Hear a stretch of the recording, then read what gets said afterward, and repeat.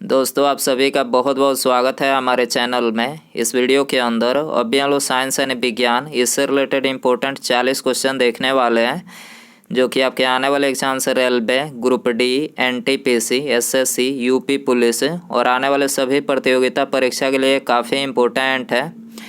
तो आप इस वीडियो को बहुत ध्यान से लास्ट तक देखिए और चैनल पर नया है तो चैनल को सब्सक्राइब कर पास में जो घंटी का निशान है उसे भी ऑन कर दें, ठीक है। और ये टोटल 40 क्वेश्चन है, ठीक है। तो आप इन 40 क्वेश्चन में से कितने क्वेश्चन जो है सही कर पाते हैं अपना स्कोर कमेंट बॉक्स में ज़रूर बताएं। तो देखिए शुरू करते हैं। पहला क्वेश्चन है, एक स्वस्थ मनुष्य के शरीर में प्रति 100 मिलीलीटर रक्त में लगभग कितने ग्राम हीमोग्लोबिन पाया जाता है। तो आपको बताना है कि 100 मिलीलीटर रक्त में जो है हीमोग्लोबिन कितने ग्राम पाया जाता है। तो ये पाया जाता है 12 से 16 ग्राम। याद रखना है कितना पाया जाता है, 12 से 16 ग्राम हीमोग्लोबिन पाया जाता है।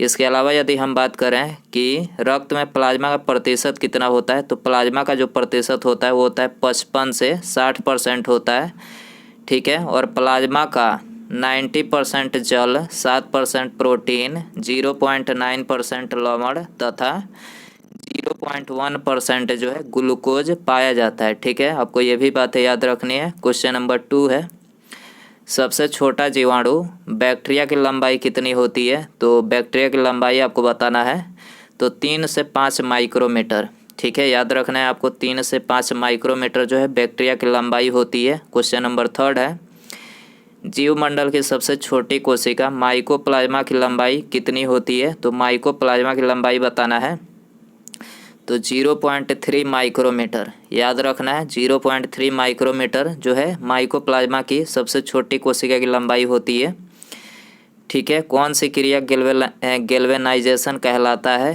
इन चारों में आपको बताना है कि इनमें से कौन सी क्रिया गैल्वेनाइजेशन कहलाता है। तो लोहे पर जिंक की परत को चढ़ाना, ठीक है। जंग से बचाने के लिए लोहे पर जिंक की परत को चढ़ाना क्या कहलाता है, गैल्वेनाइजेशन, ठीक है। याद रखना है गैल्वेनाइजेशन बोला जाता है। आंसर हो जाएगा डी। क्वेश्चन नंबर 5 है, सरसों का पौधा कितने घंटे में अपने वजन के बराबर पानी अवशोषित कर लेता है। तो सरसों का जो पौधा होता है तो अपने वजन के बराबर पानी जो है ये 5 घंटे, लगभग 5 घंटे में अवशोषित कर लेता है, ठीक है। आंसर हो जाएगा बी। क्वेश्चन नंबर 6 है, पृथ्वी को निम्न में से कौन सी परत सूर्य की अल्ट्रावायलेट किरणों से बचाती है। तो सूर्य की अल्ट्रावायलेट किरणों से कौन सी परत जो है बचाती है पृथ्वी को। तो ये ओजोन परत, याद रखना है ओजोन परत ही है जो सूर्य की अल्ट्रावायलेट जो किरणें आती है उससे जो है पृथ्वी को बचाती है, ठीक है। आंसर हो जाएगा ए। क्वेश्चन नंबर 7 है, माचिस के तिल्ली पर किसका मसाला उपयोग होता है। वेरी इंपॉर्टेंट क्वेश्चन है ये, बहुत बार क्वेश्चन एग्जाम में पूछा गया है। माचिस की तिल्ली पर किसका मसाला जो है उपयोग होता है। तो फास्फोरस, ठीक है। लाल फास्फोरस जो होता है वो वही इस्तेमाल किया जाता है माचिस के तिल्ली पर। आंसर हो जाएगा बी। क्वेश्चन नंबर 8 है, प्राणियों के वैज्ञानिक नाम लिखने के लिए किस भाषा का प्रयोग किया जाता है। तो भाषा बताना है प्राणियों को किस भाषा का प्रयोग किया जाता है, लैटिन भाषा। याद रखना है कौन सा भाषा, लैटिन भाषा का प्रयोग किया जाता है प्राणियों के नाम लिखने के लिए। निम्न में से कौन सा ग्रह हरे रंग का प्रकाश उत्सर्जित करता है। तो बरून, याद रखना है बरून जो ग्रह है ये हरे रंग का प्रकाश जो है उत्सर्जित करता है। इसके अलावा यदि हम बात करें मंगल ग्रह को, इसे लाल ग्रह के नाम से जाना जाता है। मंगल को जो है लाल ग्रह के नाम से जाना जाता है। शुक्र की बात करें तो शुक्र को जो है ये सांझ का तारा या फिर भोर का तारा इसे बोला जाता है, ठीक है। क्वेश्चन नंबर 10 है, विकसित होने पर रीढ़ की कुल हड्डियों की संख्या कितनी होती है। तो विकसित होने पर रीढ़ की जो कुल हड्डियों की संख्या होती है वो 26 होती है। कितनी होती है, 26। याद रखना है आपको, पी आंसर हो जाएगा। कार्निया और लेंस के बीच की दूरी को क्या कहा जाता है। कार्निया और लेंस की जो बीच की दूरी होती है उसको क्या कहा जाता है, एक्वस चैम्बर। क्या बोला जाता है, एक्वस चैम्बर। याद रखना है। क्वेश्चन नंबर 12 है, रुधिर को थक्का बनाने में कौन सी कोशिका सहायक होती है। रुधिर को थक्का बनाने में कौन सी कोशिका सहायक होती है। तो ये प्लेटलेट्स, ठीक है। प्लेटलेट्स जो होता है ये रुधिर को थक्का बनाने में सहायक होता है। इसके अलावा यदि हम बात करें रुधिर को थक्का बनाने में विटामिन कौन सा सहायक होता है, विटामिन के प्रोटीन पूछा जाए कि कौन सा प्रोटीन सहायक होता है, तो प्रोटीन फाइब्रिनोजेन नामक एक प्रोटीन होता है, ठीक है। यही जो है मतलब इसको थक्का बनाने में सहायता करता है। और थक्का बनने में कितना समय लगता है खून को, तो रक्त को जो है 2 से 5 मिनट लगता है थक्का बनने में, ठीक है, याद रखना है। प्रोजेस्टेरॉन हार्मोन का कार्य होता है, प्रोजेस्टेरॉन हार्मोन का कार्य होता है, तो देखिए इसका कार्य होता है, ये तीनों कार्य होता है, ठीक है। गर्भाशय की दीवार में रुधिर की मात्रा बढ़ाना, गर्भाशय को दीवार को मोटा करना, ठीक है, गर्भाशय को दीवार में वसा व ग्लाइकोजन का संचय करना, ठीक है, ये सभी जो है ये इसका कार्य होता है, याद रखना है। रक्तचाप उच्च रक्तचाप मानव शरीर के कौन से अंगों को प्रभावित करता है, तो इन दोनों को प्रभावित करता है, ठीक है, मस्तिष्क और वृक्क, ठीक है, इन दोनों को जो है उच्च रक्तचाप प्रभावित करता है, तो उपर्युक्त दोनों यहाँ पर करेक्ट हो जाएगा। इसके अलावा सामान्य मनुष्य का रक्तचाप पूछा जाए कितना होता है, तो सामान्य मनुष्य का जो रक्तचाप होता है वो होता है 120/80, याद रखना है कितना होता है, 120/80 होता है। अंडाशय के फटने व अंडाणु के निकलने के बाद क्या बनता है, तो ये बनता है कार्पस लुटियम, क्या बनता है, कार्पस लुटियम, ठीक है, आंसर हो जाएगा डी। क्वेश्चन नंबर 16 है, TSH का पूरा नाम क्या है, आपको बताना है TSH का पूरा नाम क्या है।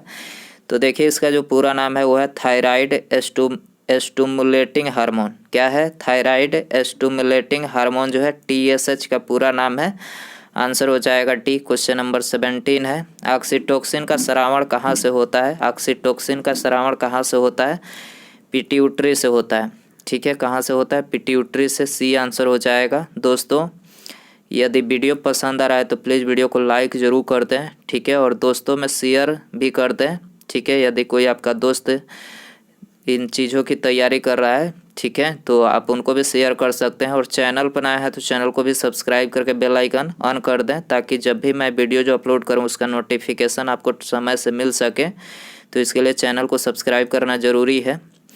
कैल्शियम और फास्फोरस उपापचय का नियंत्रण करने वाला हार्मोन कहाँ से स्रावित होता है, कैल्शियम और फास्फोरस उपापचय का नियंत्रण करने वाला हार्मोन कहाँ से स्रावित होता है, तो ये पैराथायराइड से स्रावित होता है, आंसर हो जाएगा ऑप्शन डी। क्वेश्चन नंबर 19 है, हमारे शरीर में नमक की मात्रा कितनी होती है, बहुत बार ये क्वेश्चन एग्जाम में पूछा गया है, वेरी इंपॉर्टेंट ये क्वेश्चन है, ठीक है, आपको याद रखना है, वेरी इंपॉर्टेंट।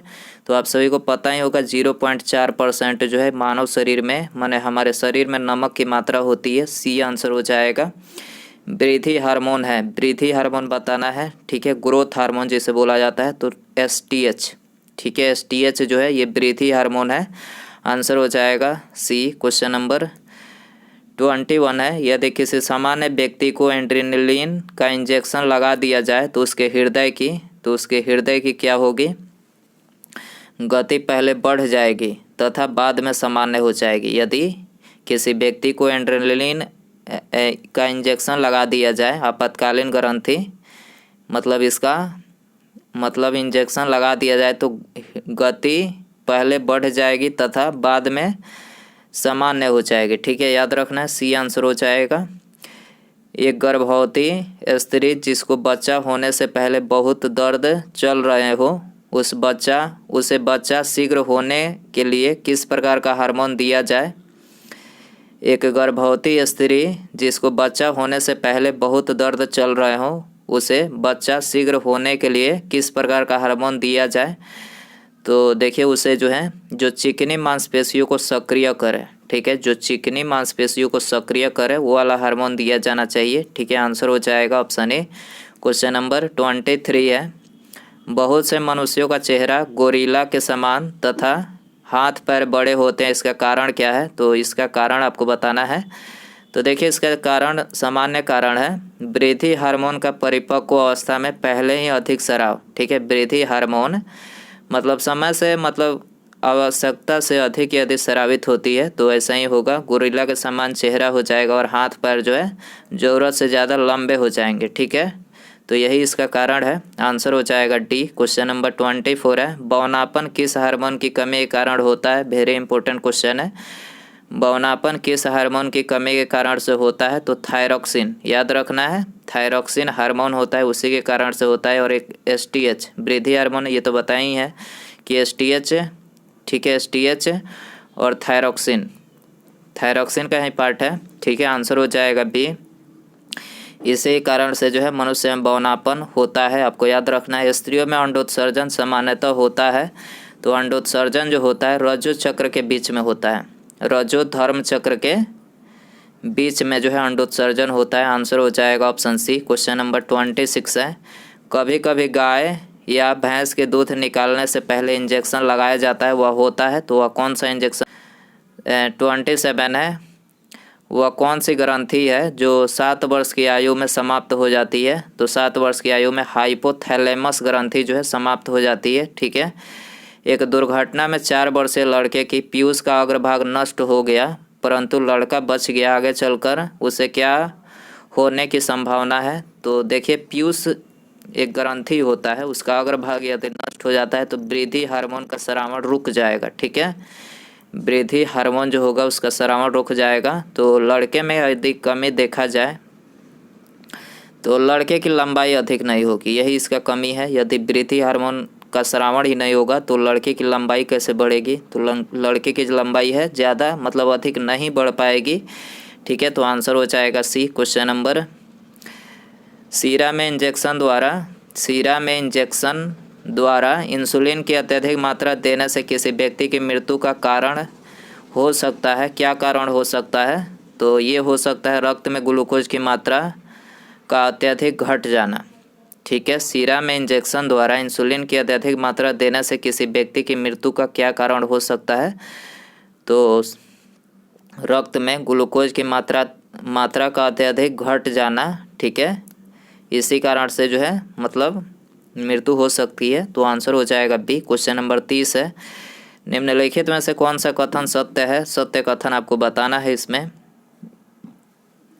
तो देखिए यहाँ पर पहला ही कथन जो है सत्य है, ठीक है। एलएच के प्रभाव से टेस्टोस्टेरोन का उत्पादन लीडिंग कोशिकाओं द्वारा होता है, ठीक है। एलएच के प्रभाव से टेस्टोस्टेरोन का उत्पादन लीडिंग कोशिकाओं द्वारा होता है, तो पहला ही कथन यहाँ पर करेक्ट है, ठीक है। रक्त थक्का बनाने या स्कंदन में किस प्रोटीन की आवश्यकता होती है? रक्त थक्का बनाने या स्कंदन में किस प्रोटीन की आवश्यकता होती है? तो ये फाइब्रिनोजन प्रोटीन की आवश्यकता होती है। वेरी इंपॉर्टेंट क्वेश्चन है, ठीक है। Fibrinogen protein. किसी महिला में मूछ दाढ़ी आने का क्या कारण हो सकता है? तो मूछ दाढ़ी यदि महिला की आ रही हो तो क्या कारण? हार्मोन का गड़बड़ी के कारण, ठीक है। हार्मोन की गड़बड़ी के कारण से मतलब इसी के प्रभाव के कारण से जो है महिला की मूछ दाढ़ी आ जाती है, ठीक है। तो आंसर हो जाएगा सी। क्वेश्चन नंबर 33 है, पीयूष हार्मोन में से किसका स्राव हाइपोथैलेमस के द्वारा नियंत्रित होता है? पीयूष हार्मोन में से किसका स्राव हाइपोथैलेमस के द्वारा नियंत्रित होता है? तो ये होता है ल्यूटिनाइजिंग हार्मोन यानी एलएच, वृद्धि कार्टिकोट्रापिन यानी एसीटीएच और थायरोट्रापिन, ठीक है। इन तीनों हार्मोन मतलब पीयूष हार्मोन में जो है हाइपोथैलेमस के द्वारा होता है इन तीनों का स्राव नियंत्रण, ठीक है। हाइपोथैलेमस के द्वारा मतलब इन तीनों का स्राव जो है ये हाइपोथैलेमस के द्वारा जो है नियंत्रित होता है, याद रखना है। इंसुलिन न बनने का क्या कारण होता है? तो इंसुलिन न बनने का जो कारण होता है वो होता है डायबिटीज मेलिटस, ठीक है। डायबिटीज मेलिटस के कारण से जो है इंसुलिन न बनता है। आंसर हो जाएगा डी। डायबिटीज मेलिटस किसके न बनने के कारण होता है?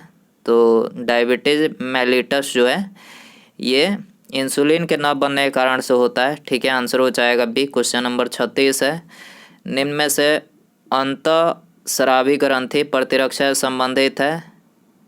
कौन से अंतःस्रावी ग्रंथि प्रतिरक्षा से संबंधित है? तो ये संबंधित है थाइमस, ठीक है। थाइमस जो है ये अंतःस्रावी ग्रंथि प्रतिरक्षा से संबंधित है। आंसर हो जाएगा बी। क्वेश्चन नंबर 37 है, जीवन रक्षक हार्मोन किस ग्रंथि द्वारा स्रावित होता है? जीवन रक्षक हार्मोन किस ग्रंथि द्वारा स्रावित होता है? तो एड्रेनालिन, एड्रीनल जो ग्रंथि होती है, एड्रीनल ग्रंथि के द्वारा स्रावित होता है जीवन रक्षक हार्मोन। आंसर हो जाएगा ऑप्शन ए। क्वेश्चन नंबर 38 है, आयोडीन की कमी से होने वाला रोग है, आयोडीन की कमी से गाइटर रोग होता है। ठीक है, याद रखना है कौन सा रोग? गाइटर रोग, घेंघा रोग बोला जाता है उसे, गाइटर रोग होता है। ठीक है, आंसर हो जाएगा सी। कलम चल क्यों नहीं रहा है? गाइटर रोग होता है, याद रखना है आपको। कौन सी अंतःस्रावी ग्रंथि वृद्धावस्था में निष्क्रिय हो जाते हैं? कौन सी अंतःस्रावी ग्रंथि वृद्धावस्था में निष्क्रिय हो जाते हैं? तो ये थाइमस निष्क्रिय हो जाते हैं। इसी कारण से जो है मनुष्य जो है बुढ़ापा की ओर मतलब ज़्यादा तेज़ी से जाता है। बुढ़ापा यदि समय से पहले आ रहा है तो इसका मतलब है आपके अंदर जो है थाइमस ग्रंथि निष्क्रिय हो चुके हैं। ठीक है, याद रखना है आपको। नर में द्वितीय लैंगिक लक्षणों के लिए आवश्यक हार्मोन है, नर में द्वितीयक लैंगिक लक्षणों के लिए आवश्यक हार्मोन है, कौन सा हार्मोन है? तो ये है टेस्टोस्टेरोन। ठीक है, कौन सा है? टेस्टोस्टेरोन है। आंसर हो जाएगा ये 41 है। मादा में द्वितीयक लैंगिक लक्षणों के लिए आवश्यक हार्मोन है, मादा में द्वितीयक लैंगिक लक्षणों के लिए आवश्यक हार्मोन कौन सा है? तो है एस्ट्रोजन। ठीक है, एस्ट्रोजन मादा में है। ठीक है, आंसर हो जाएगा ऑप्शन सी। क्वेश्चन नंबर 42 है, सार्वजनिक वितरण के लिए दिया जाने वाले खाने के नमक में थोड़ी मात्रा में आयोडाइड मिला दिया जाता है। ऐसा इसलिए करते हैं ताकि, तो देखिए ऐसा इसलिए करते हैं ताकि गलकंड यानी ग्वाइटर का होना रोका जा सके। ठीक है, सार्वजनिक वितरण के लिए दिया जाने वाला खाना के नमक में थोड़ी मात्रा में आयोडाइड मिला दिया जाता है। क्यों मिला दिया जाता है? तो गलकंड यानी ग्वाइटर का होना रोका जा सके। ठीक है, इसीलिए मिलाया जाता है। आंसर हो जाएगा सी। उसके बाद यहाँ पर हमारा अगला क्वेश्चन है, यौनारंभ के समय व्यक्ति के शरीर में विशिष्ट परिवर्तन आने के लिए उत्तरदायी हार्मोन कौन सा है? देखिए, यदि मनुष्य दाढ़ी मुछाने लगती है, एक तरह से देखा जाए तो दाढ़ी मुछाने लगती है, तो इसके लिए कौन सा हार्मोन उत्तरदायी है ये बताना है आपको। तो आपको 4 ऑप्शन दिया गया है, ये आपके लिए होमवर्क क्वेश्चन रहेगा। सही आंसर आप कमेंट बॉक्स में ज़रूर बताइए। ठीक है, सही आंसर कमेंट बॉक्स में ज़रूर बताइए और अपना स्कोर भी कमेंट में बताइए। और वीडियो यदि आपको पसंद आया रहेगा तो प्लीज़ वीडियो को लाइक कर दीजिएगा। चैनल पर नया है तो चैनल को तो सब्सक्राइब करना ही करना है। ठीक है, और अपने दोस्तों में से भी शेयर कर दीजिएगा। ठीक है, मिलते हैं अगले वीडियो में। नमस्कार, जय हिंद, जय भारत।